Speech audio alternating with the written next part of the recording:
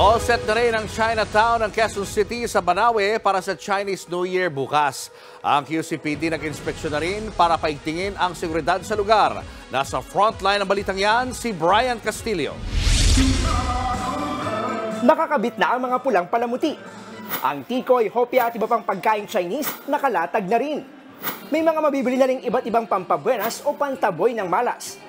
Ang mga ito handa na rito sa Banawe Avenue, ang sariling Chinatown ng Quezon City. Para masiguro ang maayos na pagdiriwang ng Chinese New Year bukas, nag-inspeksyon sa lugar ang Quezon City Police District.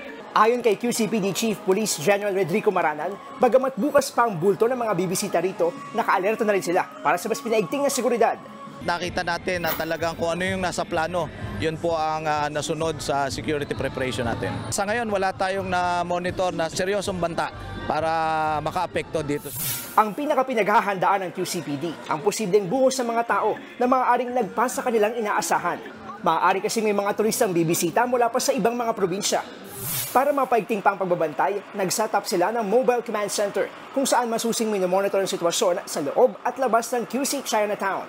Simula ngayon, first day, bukas at hanggang sa linggo, 200 na kapulisan ang ating dinideploy. Lahat ng pangangailangan ng ating mga kababayan, nandyan po ang ating kapulisan. Paalala naman ng PNP sa mga nais makisaya sa Banawe Chinatown, planuhing mabuti ang lakad para maiwasang magkaaberya sa inyong pamamasyal. Limited ang parking area dito, no? Kung maaari mag-carpooling kayo, and at the same time, siyempre ingatan natin yung mahahalagang gamit natin sapagkat minsan hindi maiwasan mayroong mga mapagsamantala. Nagbabalita mula sa Frontline, Brian Castillo, News 5. Mga kapatid, Julius Babaw po, iba na ang may alam at may pakialam sa panahon ngayon.